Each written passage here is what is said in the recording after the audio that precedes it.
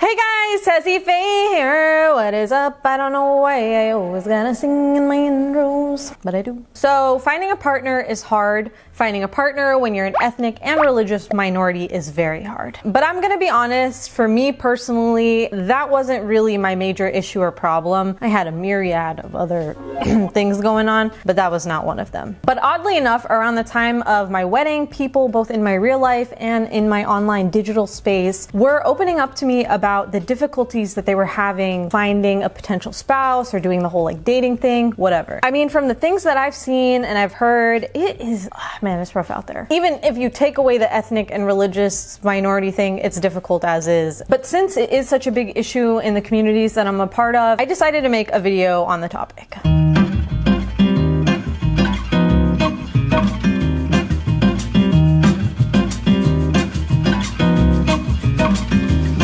In my analysis, I think that there are three major avenues of Muslim mingling, if we should say per se, if say. Number one is the gatherings. Things like Muslim Student Association, youth groups, you know, your dinner parties, weddings. These big events are where people's eyes are open, trying to either a sneaky or trying to... I think he's a good match for my daughter. Now, I'll be honest, that was my dream. Not the whole matchy doctor. But before I started university, I literally used to pray and I was like, please God, I want to meet my future love of my life at this university, please. And that would be great, thanks. Feminist and traditional girl, as you can tell. Wow. But like, you know, to just defend myself a little bit, I also used to add like a P.S. If I don't find the love of my life here, that's okay. Please just make me wildly successful and I'm fine being single for life. Thank you. Now, neither of those things came true, but here we are. We're good. We're living. We're breathing. We're happy. We are. Okay. I'm not being sarcastic. I'm scared to share my happiness because I don't want people to suck it like the Wicked Witch of the West. The second one is the World Wide Web internet. Internet! Oh, hell no! That's like anything from that creepy dude on LinkedIn. By the way, LinkedIn is a professional network, just in case anybody didn't know that, to dating apps for Muslims or South Asians or a certain group of people like Minder. Man, these names of these apps are really creative. I wonder how that meeting went. Hold on a second. I gotta just like do this meeting real quick. I'll call you back. God. So here's my idea. I think we just take Tinder. It's Tinder but for Muslims. So we're gonna put an M instead of a T. Boom. Genius. Very creative. I know that they changed their name recently to Salams or something like that, you know, even more creative. I wonder how that meeting went. All these people complaining like, oh my God, it's such a shitty app. Yeah, we changed the name to Salams. It's more Muslim already. I mean, listen to it. It's not all the way like, Assalamu alaikum. But, you know, we're somewhere in between Tinder. Can you not run during my meeting? God, what do I have to do around here to get some respect?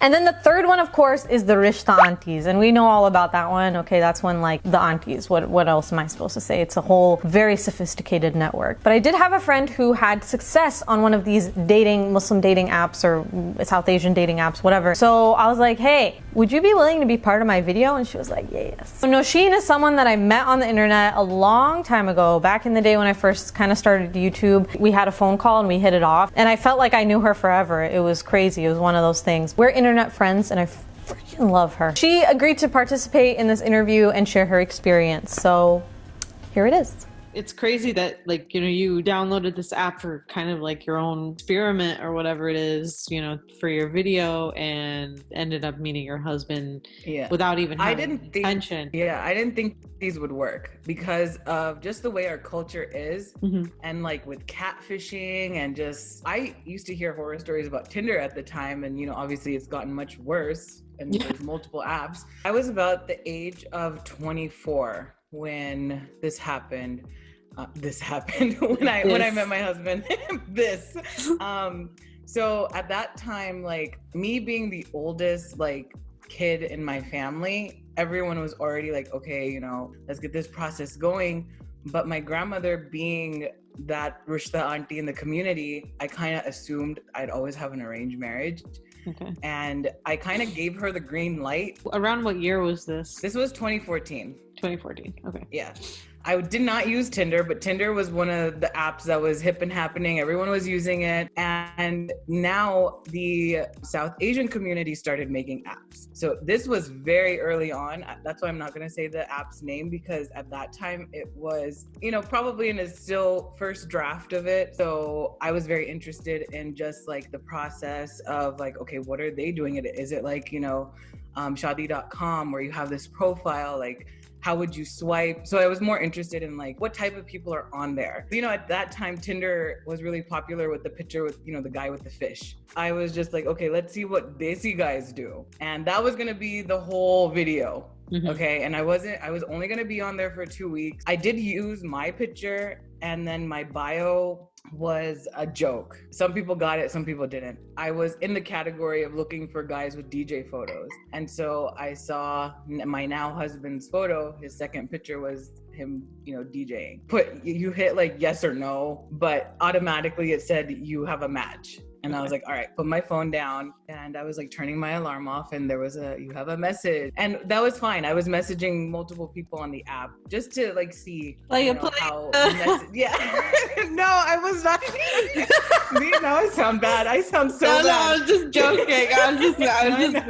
I'm just giving you shit. So I saw the message, and he was like, your joke is lame. Like, what is this guy's problem? I gave him my number, and then I kind of just left it at that. I had pretty much like took my profile off. I was ready to like delete it. Then he just started texting me. I think that kind of opened the door, just like letting him, take charge of the conversation.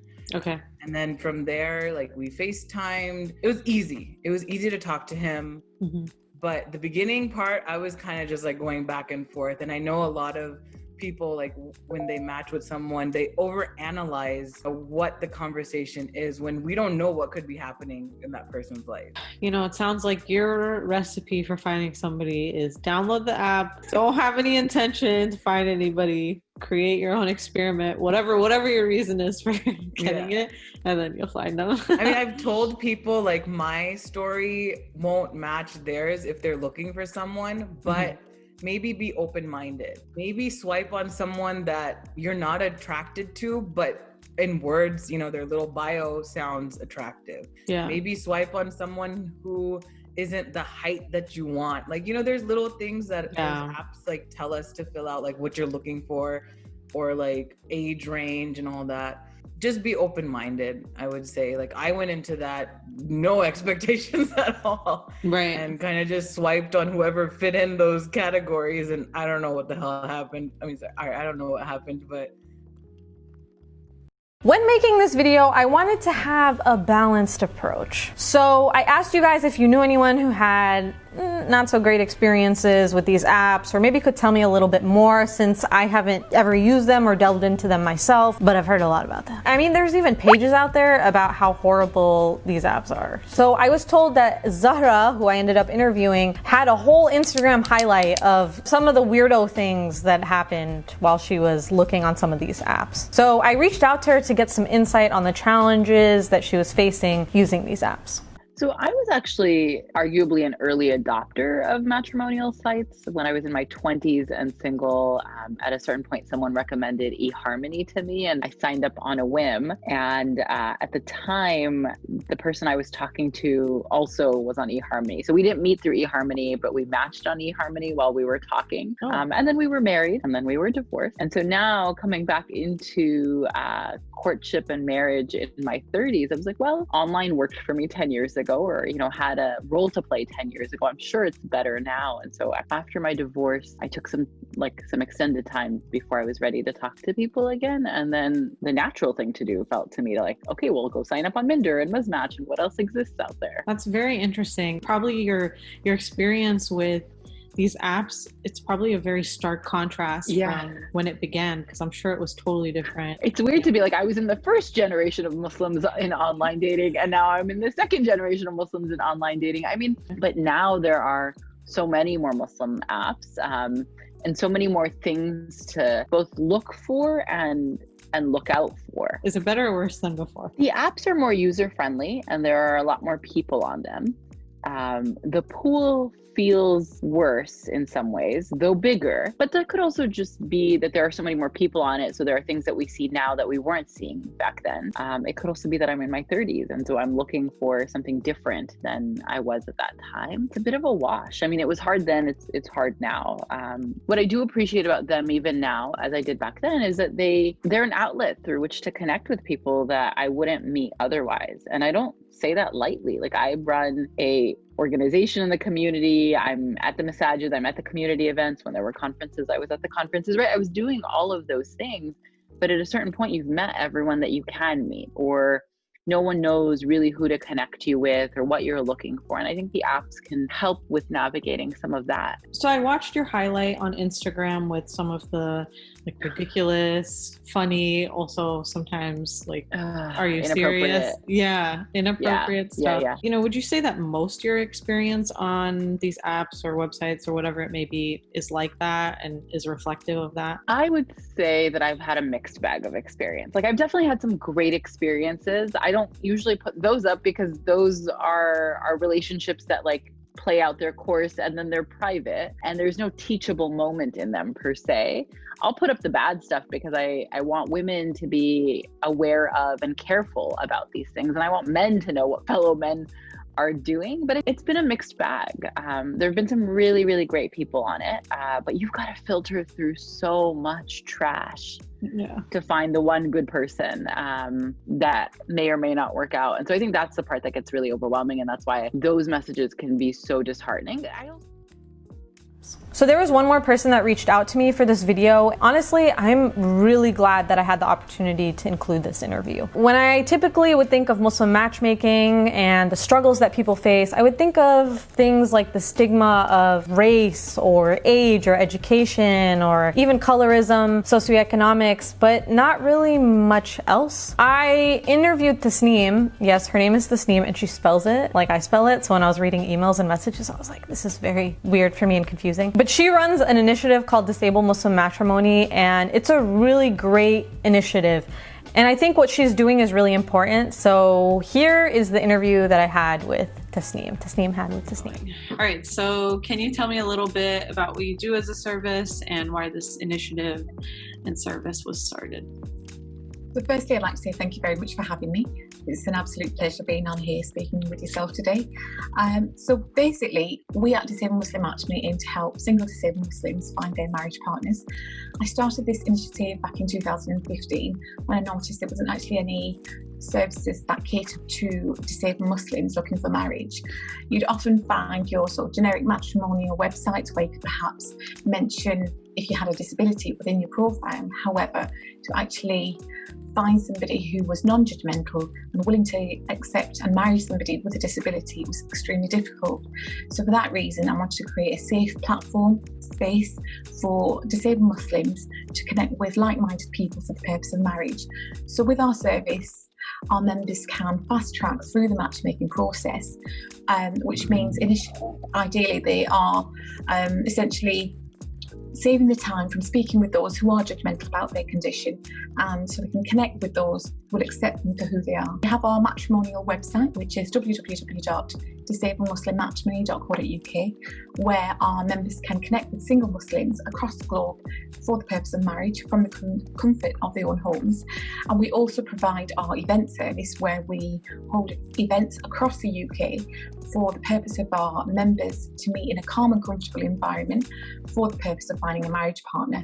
So we provide all the services and facilities that our members may require. For example, BSL translators, we have volunteers, we also allow chaperones and carers to attend the events in case further support is required, so that our members can simply enjoy the event and perhaps find a partner.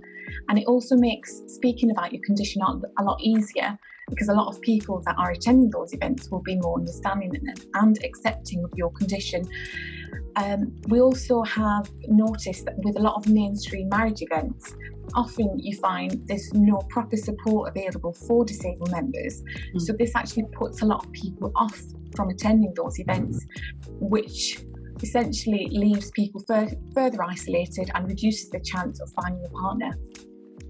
All right, so what are the most common or maybe specific challenges that are faced by someone who has a disability when they're searching for a spouse or a partner? We understand that a lot of people face challenges when looking for a partner, even in the best of times, even for those who don't have the same challenges that disabled Muslims face. I think the expectations in society make it extremely difficult for everybody to be considered for marriage. And I think for disabled Muslims, it's a completely different ballgame. I think the amount of discrimination and prejudice that they face is unreal. We've had members who've actually come forward and discussed how they've been discriminated against. So, for example, one member mentioned that despite having great personal qualities, often people will not give them any consideration simply because of their disability, or they will just be seen in a bad light. Another member mentioned that often people will tell others not to marry him because of his disability, which is really sad. It goes against the teachings of our religion. Our Prophet, peace be upon him, eradicated this issue over 1,400 years ago, and yet it almost feels as though we've gone back in time as a society. Another massive issue is how, although some people with disabilities want to get married, their families just aren't accepting of it. And that's why it's so important for us to educate our communities, break down these barriers, and actually encourage people to allow their children to get married and start their own lives. And that's why I think it's our religious obligation to actually put a stop to this discrimination and marginalisation within our Muslim communities. The last person's interview that I'm including in this video is someone that I interviewed for my previous video, and that would be Yasmin Al-Hadi. And she was a professional matchmaker. So she has done this a lot and she's had a lot of success in it. And so I wanted to get her insight into some of the challenges or the things that she kind of saw over and over again. So I wanted to include that from our previous interview as well.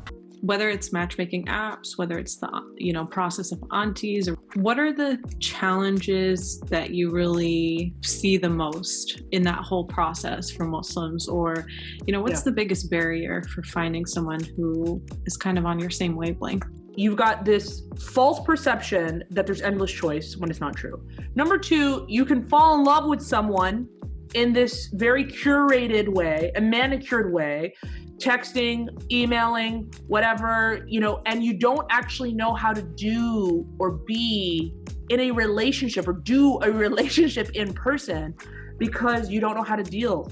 You need to step away. You don't know how to edit your feelings, right, in that moment because you didn't maybe base your relationship on that interaction. I think again, that's a result of technological advancement and lack of connection.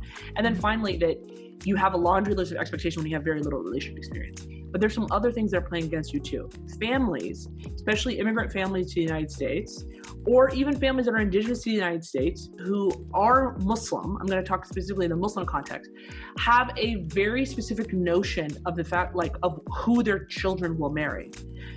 All they know is controlling and sort of editing someone's family, someone's look, someone's height, someone's skin color, someone's ethnicity and language means that it will be easier because marriage is already hard. So let's just make it easier. And I know my kid better than anyone else. And we've lived as a minority in this country for so long. So let's try to control this environment as much as possible, because if it gets out of our control, who knows if our children will remain Muslim?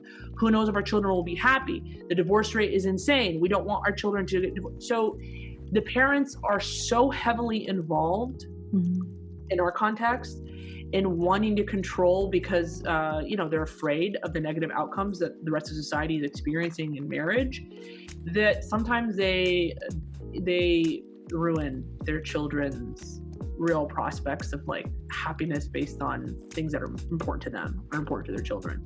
Okay. But all of this is my fifth most important overarching point, is in a canopy of the visual. So we're in a visual culture today more than we've ever been in the history of mankind. We are bombarded with images every single day of who we should idolize, admire. Now it's like it's handheld. It's on the phone. We take it. Before it was just maybe in the magazine aisles, or maybe it was when you turn on the TV. But now it's with us all the time, 24/7. So as a result, no one wants to give anybody a real chance if they're not attracted to them in the first 30 seconds. Why would I talk to that person? Instead of remembering the fact that attraction is a matrix. You fall in and out of attraction with even your spouse, and even the spouse that you're with, you will find other people attractive. But what keeps you in the relationship is all those beautiful, good qualities about them. It's the emotional connection you have to them. It's the amount of crap y'all waded through to keep your life together. It's those children that you made together, you know? And it's finally the fear of God in you. The God consciousness, let's be PC about it, okay? The God consciousness that you have that says, oh, this is ending, this is all gonna go away, and then suddenly I'm going to have to be alone and accountable for decisions that I made. So I don't need to hurt the person that I'm with here. If I don't wanna be with them, let me walk out of this relationship instead of cheating on them with somebody else. Right. So I just think that the visual nature of all of these interactions, and you know, our parents are not immune to that, and they also come from cultures that are very, very affected by everything from self-hate because of colonialism to self-aggrandizement as well, like intense ethnic ethnocentrism, right? Like intense national pride that doesn't really have a spiritual basis, you know, that doesn't have a real basis in anything that's lasting, and that doesn't mean you're going to have children that are supremely happy. So I know that was a very long-winded answer because our problem is very complex, my friend. Right. Our problem is very complex, and all those problems that I just mentioned, non-Muslims deal with too in different in differing degrees. But I do think that a lot of them, you know, they've entered into so many relationships that don't involve marriage. They've become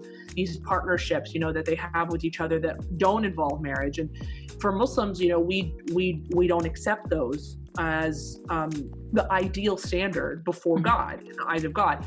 But even in those relationships where they have children, they don't last. You know, they don't last. And some do, but I mean, half don't. So I'm sorry that a lot of this video wasn't really me giving you guys advice from me personally or my perspective or me super opening up about my life, but I thought it would just be more meaningful if I included people who had insight that is more valuable than anything that I could have given you guys. But what I do want to say is that if you are struggling, first of all, you're not alone. There's so many people out there going through what you're going through, and don't give up hope, because whatever is meant to be, I know people hate, you know, when you're going through something and someone's like, whatever's meant to be is meant to be. Oh God, that's so annoying, but it's the truth. Whatever's written for you is going to happen. So just don't lose sight of that. You'll get it. So I still have the launch good link up for the refugee crisis that I talked about in my previous video. Please check it out. Even just a little bit helps. Also check out the podcast. I will be having new episodes soon. If you want to hear the longer versions of these interviews, they will be up on the podcast. Thank you guys so much for watching. You guys are the best. Like, I mean it. You guys are the best. You guys have a nice day now. Okay? Take care. Bye. I was about to say Allah Hafiz. Tazzy Faye. Out. Bye.